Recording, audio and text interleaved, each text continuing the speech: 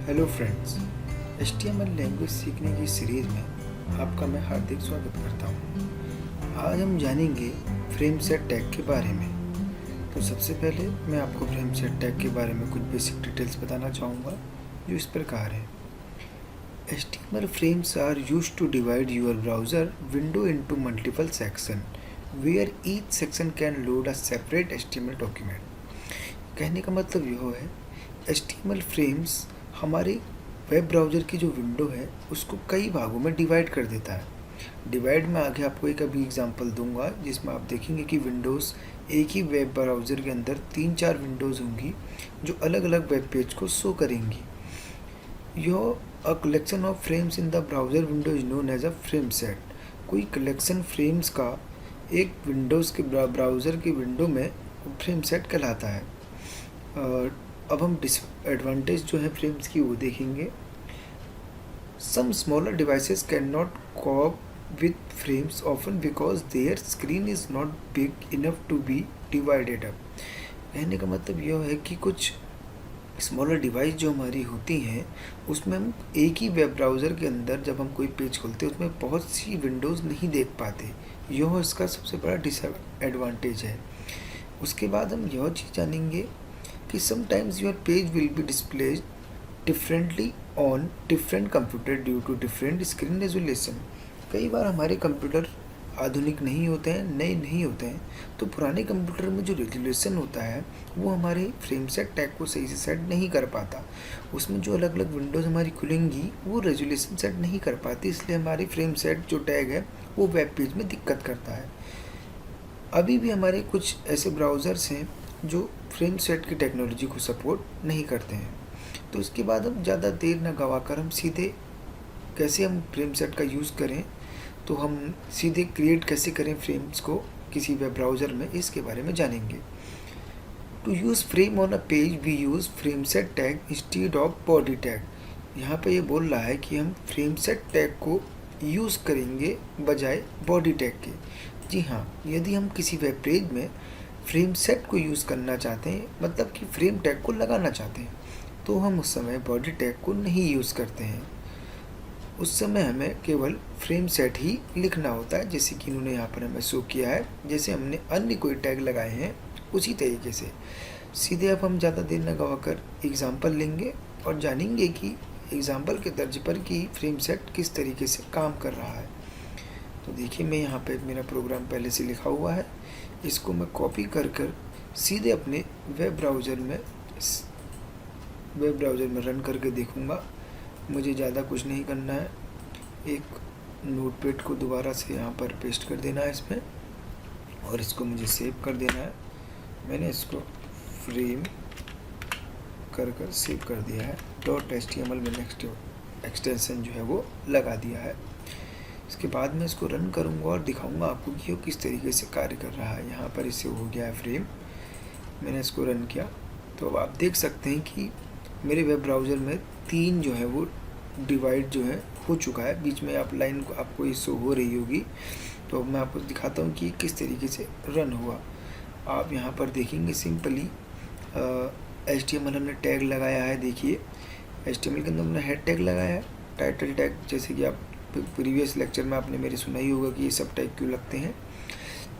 हमने आप यहाँ पर गौर करेंगे हेड टैग के बाद हमने बॉडी टैग नहीं लगाया है। इसका रीज़न ये है कि हमने इसमें फ्रेम सेट यूज़ किया हुआ है। फ्रेम सेट हमने इसमें यूज़ किया है तो इसलिए यहाँ पर फ्रेम सेट के अब देखेंगे फ्रेम सेट हमें लिखना होता है। उसके बाद हम सीधे एक चीज़ लिखते हैं कि हमें फ्रेम सेट किस तरीके का चाहिए, क्या हमें कॉलम में चाहिए, क्या वो हमें रो में चाहिए। अभी हमने इसके कॉलम में लेना तो हमने कॉल से लिखा है, जिसका मतलब है कॉलम्स इक्वल टू, हमने डबल जो है कॉमास लगाए हैं। उसके बाद हमने 25% लिखा है, यानी ये जो 25% है उस वेब पेज के पूरे जो हमें विंडो शो हो रही है, वेब पेज का जो हमें पूरा डेस्कटॉप हमें शो हो रहा है, हमने इन्हें 3 पार्ट में डिवाइड किया है कॉलम्स के टाइप में। जैसे 25%, ये जो पहला हिस्सा है वो 25% है, जो मैं इधर शो कर रहा हूँ अपने कर्सर से, जो मैं हिला रहा हूँ, ये पहला पार्ट है जो 25% है। उसके बाद आप देखेंगे जो लाइन के बीचों बीच दो लाइन जो हमें दिख रही हैं, ये जो है 50% है, जो यहाँ पर हमने कॉमा करके लिखा है, यानी इस विंडोज़ को हमें 50% में डिवाइड कर दिया है। उसके बाद कॉमा 25 हमने लिखा है, यानी दोबारा से हमने ये 25 लिख कर शो कर दिया कि तीसरा जो पार्ट होगा कॉलम्स का वो कितने पार्ट्स का हो, 25% का हो। उसके बाद हम दोबारा फ्रेम जो है वो इसमें अंदर हम यहाँ पे हम वेब पेज देख सकते थे, लेकिन अभी हमने जो इसमें सोर्स डाले हैं वो पेज अभी अवेलेबल नहीं है, वो पेज मैंने बनाए नहीं है, इसलिए वो आपको पेज नहीं दिख रहे हैं। और जो यहाँ पर लिखा है frame name left is equal to ये, और सेंटर ही बता रहा है कि ये लेफ़्ट वाला फ्रेम है जो 25% था, ये सेंटर वाला फ्रेम है जो 50% था, और ये राइट वाला फ्रेम है जो 25% था। उसके बाद हमने नो फ्रेम्स लिखा क्योंकि अभी हमने फ्रेम लिखा है, और जो है उसके बाद हमने बॉडी टैग यूज़ किया है। बॉडी टैग में आप अपने अलावा कुछ भी लिख सकते हैं जो आप अभी तक करते हुए आ रहे हैं, प्रीवियस लेक्चर में आप देख सकते हैं, लेकिन फ्रेम सेट जो है वो बॉडी के अंदर कभी नहीं आएगा, हम उसे नहीं लिखेंगे। अब आप देखेंगे बॉडी के बाद हमने फ्रेम सेट को क्लोज़ कर दिया और HTML क्लोज़ कर दिया है। ये तो एक इसका साधारण सा एक एग्ज़ाम्पल था।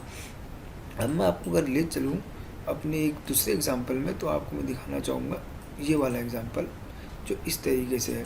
तो आइए देखते हैं ये किस तरीके का है। आप अगर देखेंगे ये वाला एग्ज़ाम्पल, तो मैं ये वाला आपको शो करता हूँ, फ्रेम सेट 2 या ये वाला सही रहेगा। तो इसमें आप देखेंगे कि मैंने किस तरीके से यहाँ पे जो मेरा फ्रेम सेट है वो मैंने टैग किया है। अब आप इसका यूज़ समझ रहे होंगे। आप एक एग्ज़ाम्पल मैंने दिखा रखा है जिसमें मैंने ये कुछ अपने यहाँ सेट किए हुए हैं, तो इसका मैं आपको सीधे कोड दिखाऊंगा कि मैंने किस तरीके से बनाया हुआ है। तो ज़्यादा ना टाइम गवाते हुए सीधे हम देखेंगे। उसी तरीके से देखिए फ्रेम सेट रो में जो है मैंने वो किया है कि किस तरीके से ये बना हो, तो उसके लिए आप सीधे आप देखेंगे कि ये किस तरीके से बना है। तो ज़्यादा समय गंवाना है हमें, और सीधे हमें देखना है कि ये किस तरीके से बना है। तो मैं आपको इसका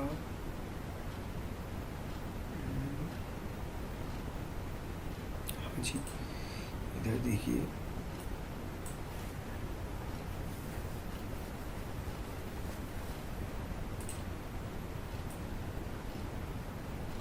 ये देखिएगा फ्रेम सेट एग्जांपल मैंने लिया है, इसमें एग्जांपल नंबर 2 है। हमने सबसे पहले फ्रेम सेट जो है वो कॉलम्स में डिवाइड किया है। कॉलम से डिवाइड करने का मेरा मतलब यह है कि आप देखेंगे कि पहला कॉलम जो है 25% है। ये जो कॉलम है इधर वाला, जिसमें मैंने लिखा है institute provide the following courses, जिसको मैं अभी ऊपर नीचे कर रहा हूँ, ये जो है पेज के 25% में है, और सबसे पहले हम कॉलम में डिवाइड कर रहे हैं। कॉमा जो मैंने स्टार लगाया है, ये स्टार भी काफ़ी यूज़ का है, जो मैं अभी मैंने ब्लू करा है। ये स्टार का यूज़ ये है कि अगर आपको नहीं पता है कि आपको कितने हिस्सों में बांटना है, आप नहीं बता रहे हैं कि मान लीजिए हमने 33 लिखा और हम नहीं बता सकते कि अब ये अगली स्क्रीन कितने की हमें बांटनी हो, तो आप स्टार लगा दीजिए। जब आप अननोन स्क्रीन आप चाहते हैं कि कंप्यूटर अपनी तरीके से उसे बांट ले, तो आप स्टार लगा दीजिए।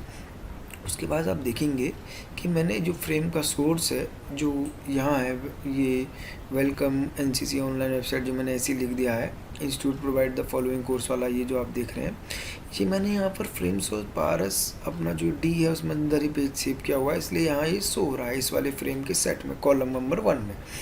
उसके बाद आप देखेंगे दोबारा मैंने फ्रेम को 2 रो में डिवाइड कर दिया है। ये देखिए, ये पहली रो है और ये दूसरी रो है, इसलिए यहाँ पर रो आ रही है। 50% मैंने पहली रो करी, तो जाहिर है कि दूसरी वाली उसके आधे में बनेगी। ये देखिए, ये दोनों जो हैं वो आधे में बनी हुई हैं। आप देखेंगे किस तरीके से बनी हुई है। सॉरी, ये कुछ ऐसा हो गया।